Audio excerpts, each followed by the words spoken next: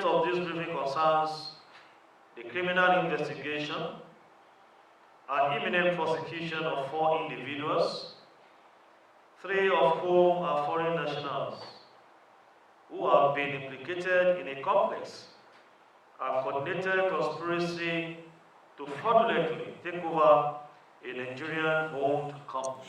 The Nigeria Police Force says it has concluded its investigation on the criminal investigation and imminent prosecution of 4 individuals, 3 of whom are foreign nationals, who have been implicated in a complex and coordinated conspiracy to fraudulently take over a Nigerian-owned company. Speaking with journalists in Abuja on Friday, the Force Public Relations Officer, ACP Olumuyiwa Adejobi, revealed that the Nigeria Police Force will proceed with the prosecution of the suspect for offences including corporate fraud, forgery, criminal conspiracy, criminal breach of trust, impersonation, criminal trespass, and attempted obstruction of justice. The individuals under investigation are Samuel Esson Jonah, Joko Mensah Ansa, and Victor Koino, all citizens of the Republic of Ghana, alongside their Nigerian collaborator Abu Aromi. Our investigation has uncovered overwhelming evidence that these individuals engaged in a deliberate and fraudulent scheme to alter the corporate structure of Jonah Capital Nigeria Limited.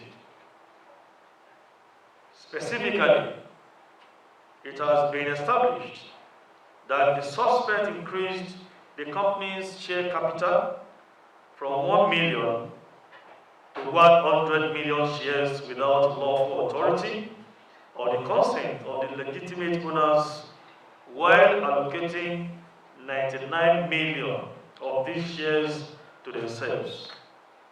This action, designed to dilute and usurp ownership, was carried out through the submission of falsified board resolutions and forged signatures, including that of Dr. Adenina Ogunmuyiwa and Mr. John Richard Johnson, a South African national and co-financier for the business, and is in the house this morning in case you want to interrogate him. In an even more brazen act, 2 of the Ghanaian suspects, Samuel Jonah and Kojo Mensah, falsely presented themselves to the Corporate Affairs Commission as Nigerian citizens, thereby deceiving the Commission into accepting fraudulent documents and authorizing illegal corporate alterations. In addition to these corporate forgeries, our investigation has confirmed that the purported acquisition of shares in houses for Africa Nigeria Limited by the accused was invalid and obtained under false pretenses. It was revealed at the press briefing that the legitimate ownership of houses for Africa Nigeria Limited and a subsidiary right in River Park Estate remain with Polo Homes Limited under the leadership of Mr. Paul Odile, who lawfully acquired 8 million shares through a valid and fully executive agreement between the original co-owners, Dr. Ogunmuyiwa and Mr. Johnson.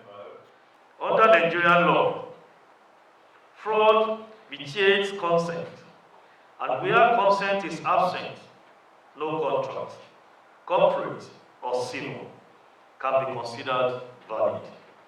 Therefore, the legitimate ownership of houses for Africa Nigeria Limited and the subsidiary rights in River Park Estate remain with Polo Homes Limited under the leadership of Mr. Paul Odile, who lawfully acquired 8 million shares through a valid and fully executed agreement between the original co-owners, Dr. Ogunmuyiwa and Mr. Johnson. Gentlemen of the press, The accused parties have since mounted a coordinated misinformation campaign, falsely claiming they have been exonerated by a special investigation panel set up by the Nigerian Police Force.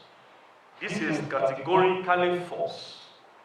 The said panel, in paragraph 5.8 of its report, recommended that the case files be forwarded to the Force Legal Department for vetting, and that the IGP monitoring unit should retain custody of the files pending further directives.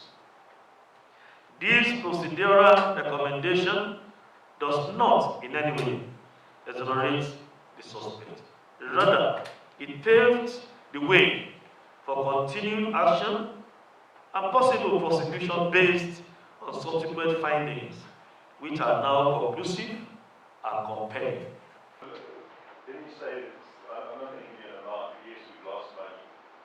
FMO, the Dutch investment bank, who also been, at one stage, were trying to get some response from the German consortium, have lost a great deal of money.